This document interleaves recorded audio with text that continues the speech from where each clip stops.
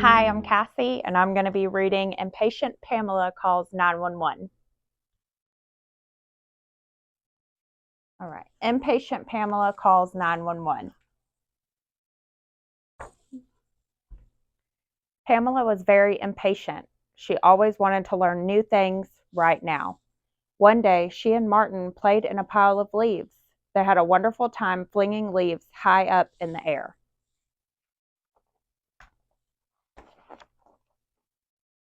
That night, Pamela's hair was full of tiny tree branches and leaves. Mama, will you teach me how to put my hair in a ponytail so it doesn't get so tangled? Pamela asked. I suppose you are old enough to learn that. I will show you tomorrow. May I do it now, Mama? Please? Pamela asked. Tomorrow is soon enough, Pamela. Off to sleep now. Tomorrow, tomorrow. I always have to wait for tomorrow, Pamela said sleepily as her cat, Meow Man, curled up at her feet. She dreamt of leaves and branches and climbing trees and tangle-free hair. The next morning, Pamela's mother taught her how to comb her hair up, how to hold her hair in one clump with one hand, and how to put on the hairband. Pamela was thrilled she had a ponytail. That night, her mother said, I think it's time you learned your address. May I do it now, Mama? Pamela begged, already knowing that she lived on Rainbow Drive. No, we will start in the morning. With Meow Man at her feet, Pamela dreamt about addresses that rhymed with rainbow, like Stain Row and Plain Black Crow and Fainting Arrow. The next morning, her mother said their address aloud over and over again. By lunchtime, Pamela could remember every word. 1405 Rainbow Drive. Pamela went to play with Martin. They played in piles of leaves. They climbed trees in Martin's backyard, and they had snacks on Martin's back steps. Every now and then, Pamela would remember her address. Pamela told Martin her address. Martin knew his telephone number. Well, Pamela, her mother asked her that evening, can you remember your address? Pamela said her address loudly. Her mother kissed Pamela's cheek. That's my girl, she said proudly. Pamela wanted to learn how to use the telephone. Martin knows his own telephone number. Please, may I? She pleaded. Okay, Pamela, I will teach you tomorrow. Promise? Asked Pamela, hoping her mother wouldn't forget. Promise, said Pamela's mother. That night, Pamela dreamt of addresses and telephone numbers and calling Martin to invite him over to play.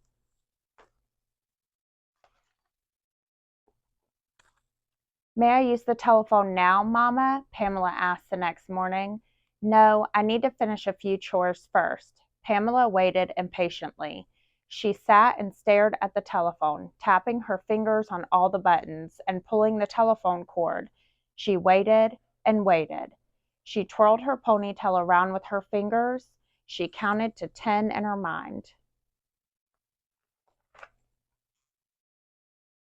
Can you reach the number keys? Pamela's mother finally asked. Yes, I can, said Pamela.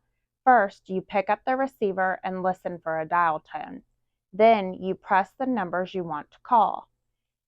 How will I know Martin's number? Asked Pamela, a little worried. When you are older, you can read numbers from the telephone book. For now, here are some important numbers. May I call that one, Mama? 911, Pamela asked. No, you may only press 911 if you need help. You may call Martin, though. So Pamela called Martin, and they had a good talk. That night, with Meow Man at her feet, Pamela dreamt of telephone books and chalkboards and numbers and flashing buttons. The next morning, Pamela saw a cat in the tree. She ran in the house. Mama, there's a cat in the tree next door. May I call 911 now, Mama? No, said Pamela's mother. That cat will jump down all by itself. It doesn't need help. Pamela frowned, then saw her neighbor Jessica trying to push a broken bicycle. Mama, Mama, Pamela said. Jessica's bicycle is broken. May I call 911? May I do it now, Mama? No, you may only call 911 when a person needs help. Jessica's bicycle does not need 911. Pamela was disappointed. She was impatient to call 911. Martin came over, and he and Pamela had sandwiches at the picnic table. Suddenly, Martin choked on a bite of his sandwich. He couldn't make a noise. Pamela ran to her mother. Mama, something's wrong with Martin. Pamela's mother rushed to Martin and patted his back, but he still could not breathe very well. She did the Heimlich squeeze, which helps people who are choking, but it wasn't working on Martin. What can I do, Mama? Cried Pamela. Call 911, her mother instructed, and stay calm. Pamela hurried to the telephone. She pressed 911 very carefully. A woman's voice answered the phone. 911, do you have an emergency? I do, answered Pamela as bravely as she could. My friend is choking and my mother is trying to help him, but he can't breathe. Do you know the address? Yes, 1405 Rainbow Drive. Help is on the way, but don't hang up the phone. Soon a truck with flashing lights arrived and the helpers got Martin to breathe again. They took Martin to the hospital to make sure he was okay. When Martin came home, Pamela got to bring him some ice cream. That night, when her father put Pamela to bed, he said, It's a good thing you learned how to dial 911. I'm glad I knew how, Daddy. So am I, Pamela. You did a brave thing. He kissed her cheek and tucked her in. Pamela dreamt of flashing lights and ice cream and dialing 911. Meow Man purred away at her feet. The end. Thank you for tuning in to Bedtime Stories with a Dispatcher.